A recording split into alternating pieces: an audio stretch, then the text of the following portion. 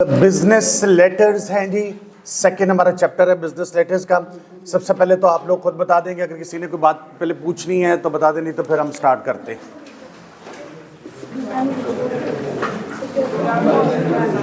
Okay जी, business letters. Sorry, इसके अंदर से आपको कल मेरे एमसीक्यूज का कुछ पोर्शन भेजा, सॉल्व हो गया? हाँ जी, किस किसने सॉल्व कर लिया एमसीक्यूज कल जो भेजे थे?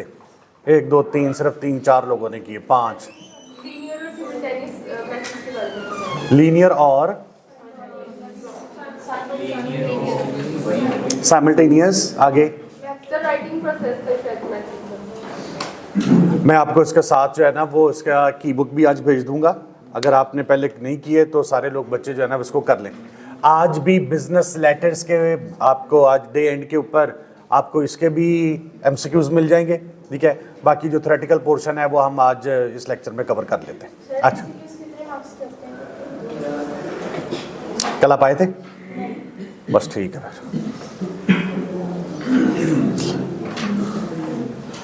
कल मैंने दोबारा से सारा पेपर पैटर्न बताया था बेटा।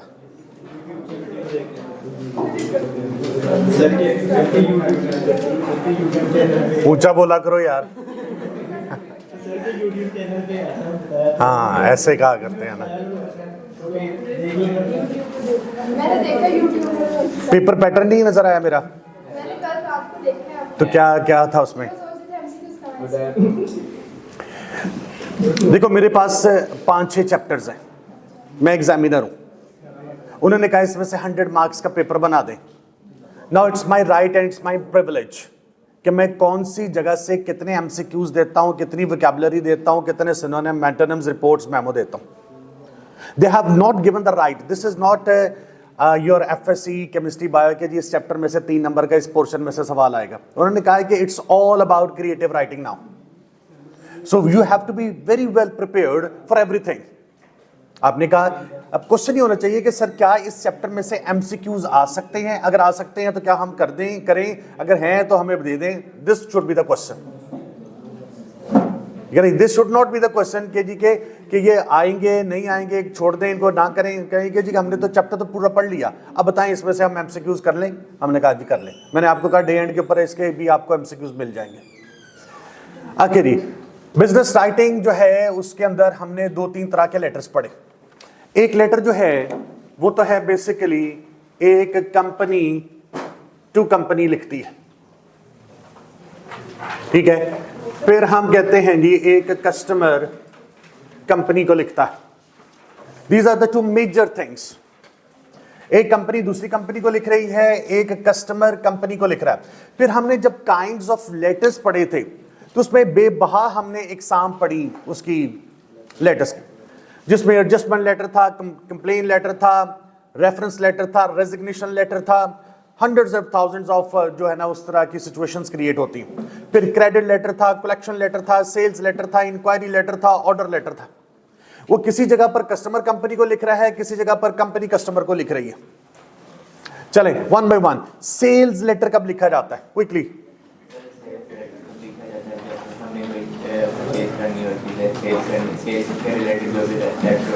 Do you think that it is written on the demand of the customer? On the demand of the customer? What do you think now? Sir जब हमने कंपनी कोई रिपोर्ट्स के अंदर लिखे बताना हो कस्टमर को तो हम बताएंगे ताकि वो हमारी चीज खरीदे। आप एक कंपनी में हैं, मैं एक customer. Do you think I am demanding you, तो तब आप मुझे सेल्स लेटर लिखेंगे या विदाउट माय डिमांड आप मुझे सेल्स लेटर लिख देंगे? विदाउट डिमांड लिखते हैं आमतौर पर। Sales letter is just like the marketing and advertisement, ठीक है ना। अब जो मार्केटिंग करने वाले वो हमसे पूछते हैं आकर के आपको ये प्रोडक्ट की जरूरत है? नहीं, उन्होंने प्रोडक्ट भी बना दी, प्रोडक्ट बना करने के बाद मार्केटिंग भी कर दी, और वो रिटर्न फॉर्म में जब हमको भेजेंगे तो that would be called a sales letter. Second row में से जी बॉयज जी बोले। सर जो सेल्स लेटर है वो जैसे आपने कहा विदाउट डिमांड भी हो जाता है, तो हमारे पोटेंशियल कस्टमर को देखिए होगा ना कि जिसने कभी ना कभी हमारे साथ किया हो। तो नहीं, जरूरी तो नहीं है। हम आपने आपको इसकी एग्जांपल दी थी। मैंने कहा आपके घरों में पंफलेट्स आते हैं, कभी कोई एकेडमी का आ गया, पिज्जा वाले का आ गया, ब्यूटी पार्लर वाले का आ गया, तो वो क्या है? तो हैव यू डिमांडेड दैट और you are going to keep our demands? नहीं, कभी भी नहीं। सो उन्होंने कहीं शॉप खोली, कोई सेटअप बनाया, now they want to propagate their product within that vicinity. जी next see inquiry letter, second row में से जी, what is inquiry letter? Second boy, sales को छोड़ दें, आप जस्ट इंक्वायरी पर आ जाएं। ये कौन लिखेगा? कस्टमर लिखता है, इंक्वायर करता है किससे? कंपनी से। और उससे क्या पूछेगा कि do you have such products, क्या आपके पास ये वाली प्रोडक्ट्स मौजूद हैं? नेक्स्ट बॉय जी, ऑर्डर लेटर, किस चीज का ऑर्डर है? कौन लिखेगा? कस्टमर। कस्टमर लिखेगा, तो अपनी डिमांड्स लिख के भेजेगा। ओके जी next, what is acknowledgement letter? Acknowledgement का वैसे मानी क्या होता है? तस्लीम करना, मानना। नेक्स्ट बॉय जी, व्हाट इज एक्नॉलेजमेंट लेटर? नहीं पता। नेक्स्ट बॉय जी, एक्नॉलेजमेंट लेटर नहीं पता। Next middle one, next next. देखिए उनकी फॉर एग्जांपल प्रॉब्लम थी तो बिजनेस बताएगा कि उनकी प्रॉब्लम को रिव्यू कर दिया गया। नो, मैंने आपको ऑर्डर दिया, यू आर द कंपनी, आप मेरे ऑर्डर को तस्लीम करते हैं, मानते हैं और कहते हैं ठीक है सर आपने जो ऑर्डर दिया हम आपको पहुंचा देंगे, हम आपको पहुंचा देंगे। आपने मुझे मान लिया, मेरे ऑर्डर को एक्सेप्ट कर लिया, so this is called acknowledgement letter. Okay जी, what is execution letter? Last boy, execution, front row से, सेकंड रो से, anyone in the class, execution. जब प्रोडक्ट डिस्पैच कर दिया जाता है तो उसके लिए लिखा जाता है। डिस्पैच करने के बाद लिखा जाएगा या एट द स्पॉट लिखा जाता है? पैरेलल लिखा जाता है। होता क्या है कि आपका ऑर्डर हमने कल आपको जो है मिलना है, मैं अभी आपको भेजने लगा हूं, मैं साथ ही एक एक्सिक्यूशन लेटर भी साथ डिस्पैच कर देता हूं। उसका पर्पस क्या होता है?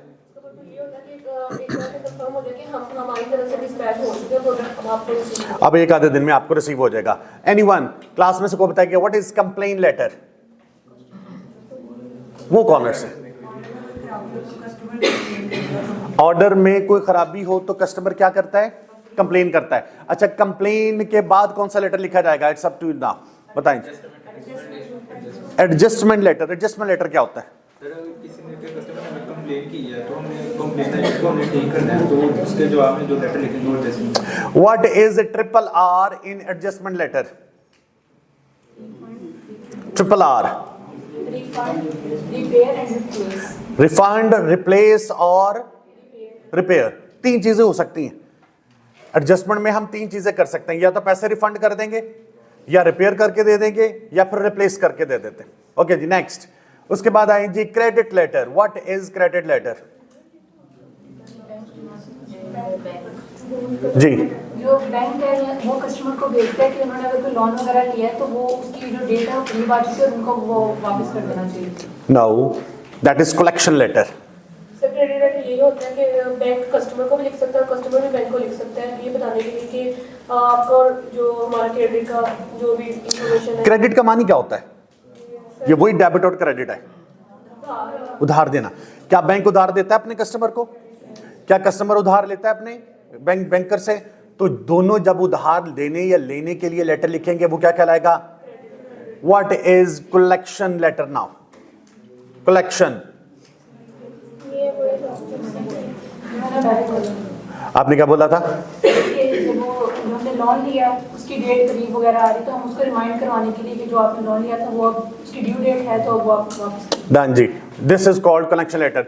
आपने किसी को लोन दिया हुआ है, आपने उससे इंस्टॉलमेंट लेनी है, आप उसकी इंस्टॉलमेंट लेने के लिए आप उससे को लेटर लिखते हैं। ओके जी, what is recommendation letter? Now जी, जैसे वो आपने उसमें भी दिया था सीएम या न्यूज़ चैनल को लिखते हैं, उसमें इनकी हमारे कोई प्रॉब्लम होती है न्यूज चैनल को लिखते हैं। Okay done.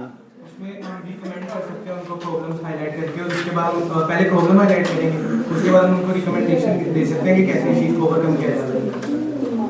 सर ये रेफरेंस लेटर होता है कि अगर हमने कोई जॉब एप्लीकेशन करनी है या एडमिशन लेना है तो आपको किसी एक प्रॉपर और एक्यूरेट इदारे से या किसी भी एक सीनियर से आपको चाहिए होता है तो अप्लाई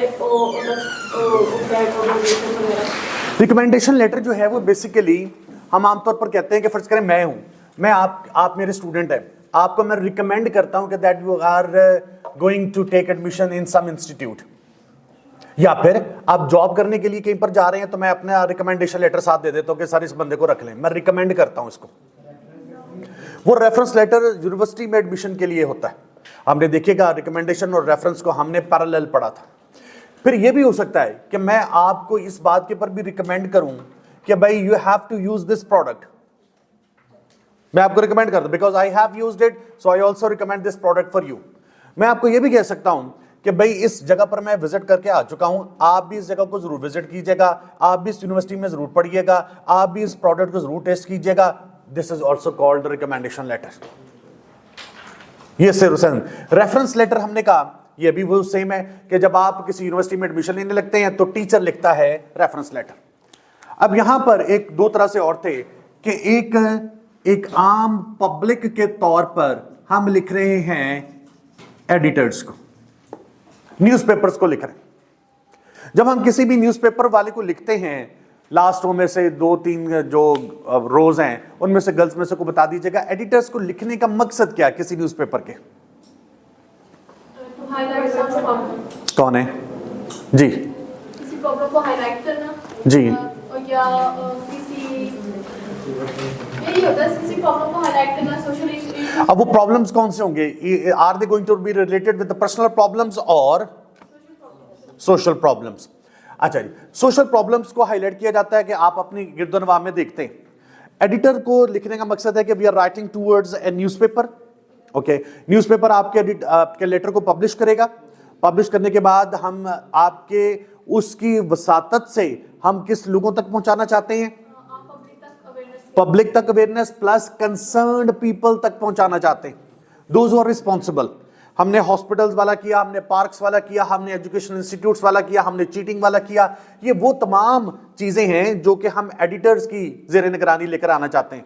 हमने सड़कों की बुरी हाल के मुतालिक किया। जो भी आपके गिरदो नवाब में कोई प्रॉब्लम, कोई सोशल इवल नजर आता है, उसका प्रॉब्लम हम शेयर करते हैं किसके साथ? एडिटर को साथ शेयर करते हैं। फिर हमने एक आम ह्यूमन बीइंग के तौर पर एक दूसरे ह्यूमन बीइंग को भी लिखा, जो ये इनफॉर्मल लेटर्स के जुमरे में शुमार होता है। इनफॉर्मल लेटर्स के जुमरे मतलब हमने फ्रेंड को खत लिखा कि भाई आओ हमारे साथ छुट्टियां गुजारो। हमने इस तरह का एक लेटर जो था ना वो भी लिखा कि ये टोटल इनफॉर्मल किस्म का लेटर था, जिसमें हम रिकमेंडेशन दे रहे हैं अपने फ्रेंड को कि that you have to come to visit me my place, आए छुट्टियां गुजारते हैं, इकट्ठे मिलकर बैठते हैं। फिर उसके बाद एक आम ह्यूमन बीइंग के तौर पर हमने किसी हॉस्पिटल के सुपरिटेंडेंट को भी लिखा, हमने किसी एयरपोर्ट के मैनेजर को भी लिखा, हमने किसी यूनिवर्सिटी के वाइस चांसलर को भी लिखा। अब ये 2-3 मुख्तलिफ किस्म के लेटर्स आ गए। These are formal letters. ये ही सिर्फ ये जो है ना एक ह्यूमन से ह्यूमन जो ट्रैवल करता है, जो पर्सनल बेसिस के ऊपर ट्रैवल करेगा, this is an informal letter. बाकी जितने भी थे वो सारे के सारे फॉर्मल लेटर्स थे। अब फॉर्मल लेटर्स में से जो बिजनेस लेटर्स थे वो हमने कहा कि कंपनी टू कंपनी या फिर कस्टमर टू कंपनी लिखे जाते हैं। ये टिपिकल किस्म के कौन से लेटर्स हो गए? ये हमारे बिजनेस लेटर्स हो गए। अब इनके फॉर्मेट के ऊपर आ जाते हैं। जो ये दोनों का फॉर्मेट था उसमें सबसे पहले तो राइटर का एड्रेस लिखा जाता था। राइटर यानी सेंडर का एड्रेस। आपने सेंडर का एड्रेस लिखा, उसके नीचे आपने डेट लिखी, उसके नीचे आपने रेफरेंस लिखा, और उसके बाद हम लिखते हैं जी रिसीवर का एड्रेस। यहां पर आपके रिसीवर का एड्रेस आ गया। बाकी टोटल लेफ्ट हैंड साइड के ऊपर आप लिख रहे हैं, कोई पंक्चुएशन इस्तेमाल नहीं कर रहे, कोई कॉमा फुल स्टॉप आप इस्तेमाल नहीं कर रहे।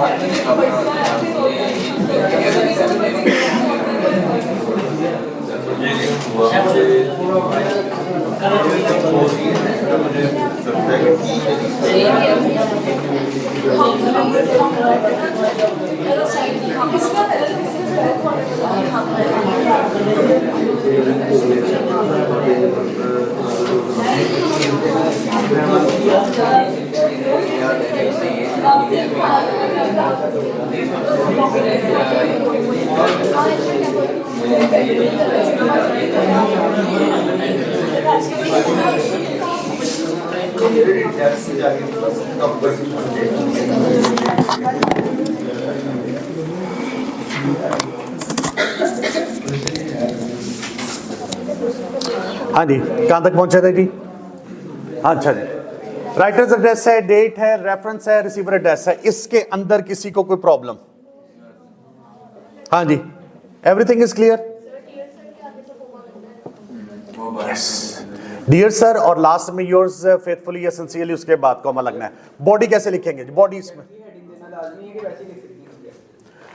बच्चा लिखता है जी सब्जेक्ट का वर्ड, सब्जेक्ट का लफ्ज लिखता है, हम कहते हैं आप वो भी ना लिखें, आप सब्जेक्ट की लाइन लिखें और इसको आपने क्या कर देना है? बोल्ड कर देना।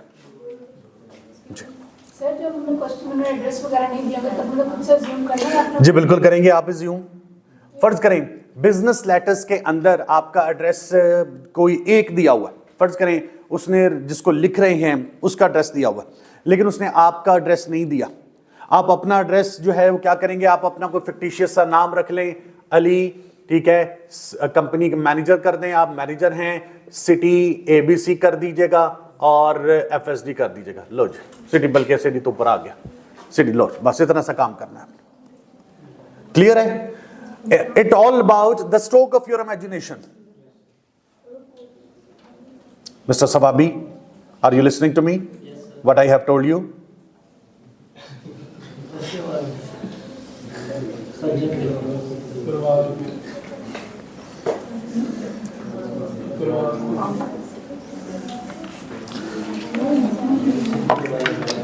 चलो जी नेक्स्ट आए जी।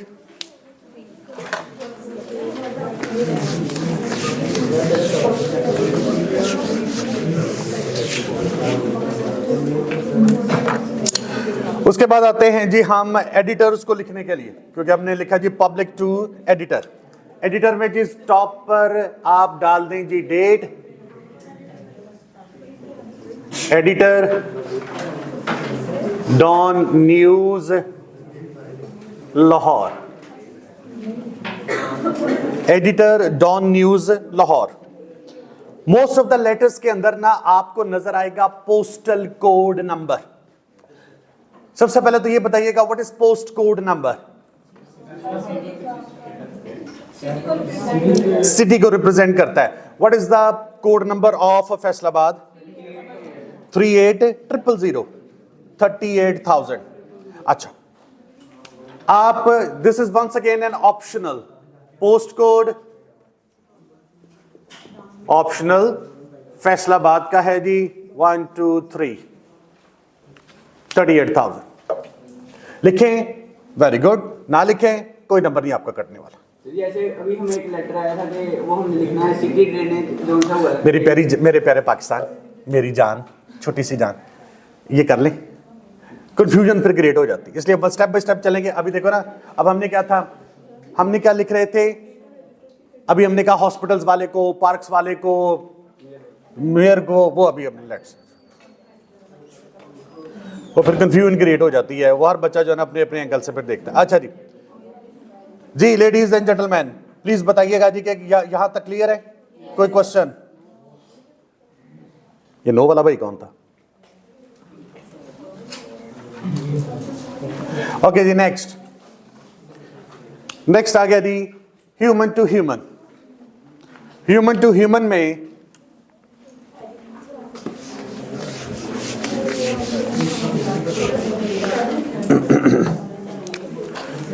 आपने ऊपर अपनी डेट लिखी थी आज की, जो भी होगा आपका, टू मिस्टर अली, ठीक है, और जहां कहीं पर भी होगा वो लाहौर है, कराची है, बस ठीक हो गया।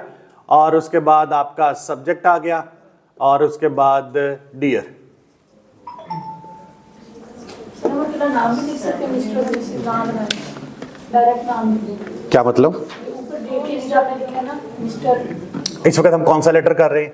ये तो इनफॉर्मल है। किसको लिख रहे हैं? अपने दोस्त को दोस्त को लिख रहे हैं। दोस्त का नाम क्या? फिर क्या है? अभी अकेला तो पता है मिस्टर का नाम भी लगाया जाता है फॉर्मल। देखिए, जब इनफॉर्मल लेटर है, आपने देखा होगा कि हम अब बुक निकालें, फिर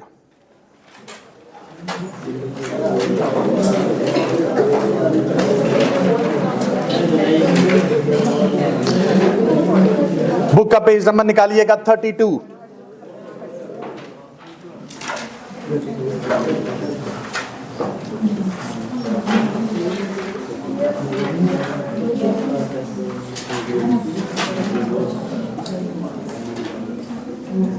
हाँ जी, उसमें से जो चार्ट बना हुआ है जरा उसको पढ़ लें।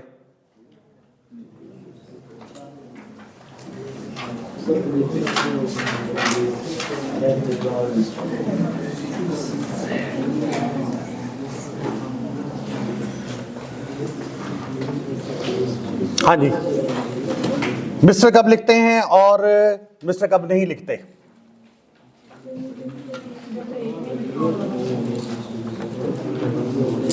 मुझे बताइएगा, डियर मिसेस कॉलिंस और डियर नवाज में क्या फर्क है?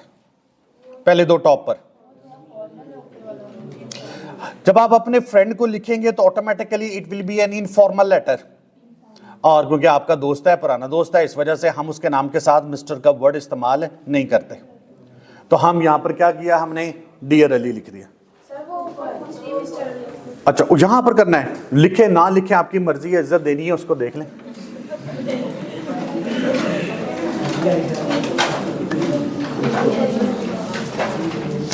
उसके बाद जी ह्यूमन टू ह्यूमन हो गया, और उसके बाद है जी humans to hospital, mayor, parks, जिसको भी आपने लिखना है, सबके लिए सेम फॉर्मेट है।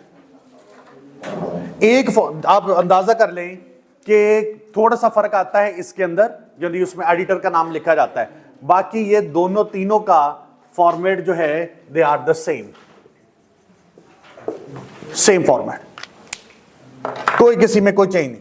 ऊपर डेट लिखें, जिसको लिख रहे हैं, मेयर को लिखें, किसको लिख रहे हैं वो नाम लिख दें उसका, और उसके बाद जो है वो आपने सिटी का नाम लिखा, सब्जेक्ट लिखा, डियर अली लिखा, और उसके बाद please please please focus on the body of the letter. You are trying too much hard on the salutations, but you have to focus on the body of the letter. आपको अगर कोई letter ऐसा आता है जिसके अंदर से कुछ फॉल्ट्स आपने निकालनी है, वो बिजनेस लेटर आएगा आपको, वो मुकम्मल तौर पर आपको वो बिजनेस लेटर देगा। 20 मार्क्स का वैसे लेटर लिखने के लिए आता है, लेकिन उसमें से अगर वो एक सेपरेट देता है तो रेयर चांस है।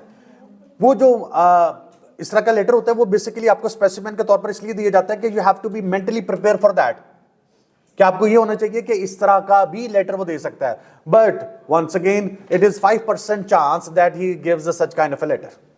इसी तरह से एसे के अंदर भी वो इसी तरह करता है कि रेयरली चांस होता है कि वो आपको पूरा एसे लिख कर दे दे और कहे कि इसमें से आइडियाज निकालें।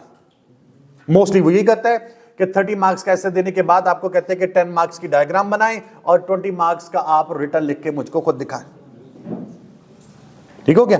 अच्छा जी, अब इसमें फॉर्मेट के बाद जो चीज करने वाली है, सर कंपनी लेटर्स में हमने सेंडर का भी लिखा था, लेकिन इनमें नहीं ना लिखा, सिर्फ रिसीवर का लिखा नहीं होगा।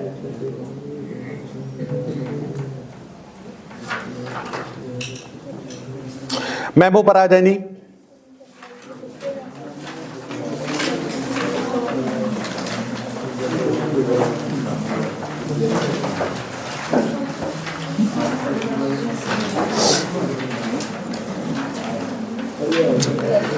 What is memo?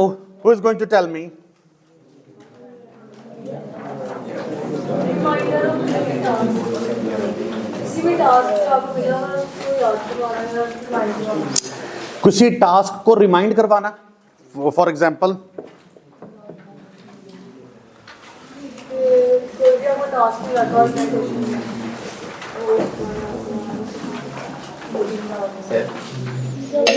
आपने हमें कोई टास्क असाइन की है और आपने हमें टाइम दिया है कि 1 हफ्ते में आपने मुकम्मल करना है, और उसके दरमियान में आप जो है ना हमें याद दहानी करवाएंगे कि ये आपका अगला क्वेश्चन, सबसे पहला क्वेश्चन, स्टेप बाय स्टेप चलते हैं। Memo is used for the external और internal communication. Internal communication, memo जो है वो किस चीज का मुखफ़फ़ है? मेमोरेंडम का मुखफ़फ़ है। और मेमोरेंडम के अंदर इंटरनल कम्युनिकेशन में कोई टास्क पहले दिया गया होता है, आपने सिर्फ अपने एम्प्लॉय को, अपने कॉलीग को, अपने सीनियर को, अपने जूनियर को, अपने हॉरिजॉन्टल कम्युनिकेशन में अपने इक्वल रैंक और स्टेटस के लोगों को, किसी को भी आप क्या करते हैं? रिमाइंड करवाते हैं। लेकिन अगर अथॉरिटी के लिहाज से देखें तो ऑटोमेटिकली हमें ये पता लगता है कि ये हमेशा कोई सीनियर ही जूनियर को लिखेगा, क्योंकि सीनियर ने कोई काम अपने जूनियर को दिया होगा और उसको वो रिमाइंड करवाता है। इसमें सबसे पहले कौन कौन सी चीजें आ सकती हैं? अच्छा सर, ये फॉर्मल भी हो सकता है और इनफॉर्मल भी हो सकता है। जी हाँ, बिल्कुल हो सकता है। फॉर्मल कम्युनिकेशन में which is related to the task of the organization, और इनफॉर्मल में पर्सनल भी हो सकता है। नंबर 3, हमने इसमें कहा कि इसकी लेंथ कितनी होनी चाहिए? हमने कहा it should be half a page of the typed thing. अच्छा, तीसरे नंबर पे हमने कहा जी कि इसका फॉर्मेट कैसा होना चाहिए। हमने कहा सबसे टॉप पे मिडल ऑफ द पेज आप क्या लिखेंगे? मेमोरेंडम का वर्ड लिखेंगे। उसके बाद आप डेट लिखते हैं, टू लिखते हैं, सीसी लिखते हैं, फ्रॉम लिखते हैं और सब्जेक्ट लिखते हैं। वंस अगेन इसमें फिर बच्चे पूछते हैं कि सर सब्जेक्ट का वर्ड लिखना जरूरी है कि नहीं लिखना जरूरी है? हम कहते हैं कोई जरूरी नहीं। फिर हमने कहा जी कि सीसी किस चीज की निशानी है? अगर उस कार्बन कॉपी से मुराद है कि आपने ये इसकी कॉपी जो है वो फलां शख्स को सेंड करनी, वो हमें नहीं बताता क्वेश्चन के अंदर कि आपने किसी को सेंड करनी, तो फिर हम क्या करेंगे? हम उसको ब्लैंक रहने देते, हम उसे खाली रहने देते। क्लियर हो गया जी? अच्छा, अब आप एक काम कर ही दें, एक आपको मैं मेमो का टॉपिक देता हूं, जरा वो लिख के दिखा दें, छोटा सा काम है।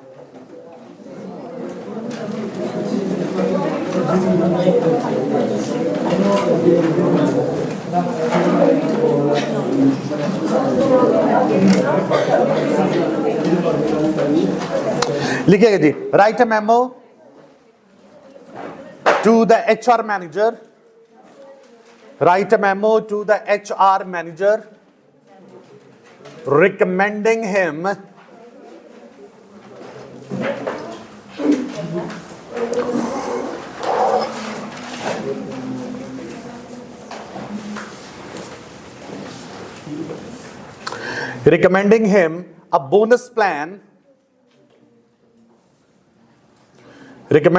a bonus plan, and more incentives for employees. Once again जी मैं सारा मेमो पढ़ रहा हूं जी। Write memo to the HR manager recommending him a bonus plan and more incentives for employees. चलो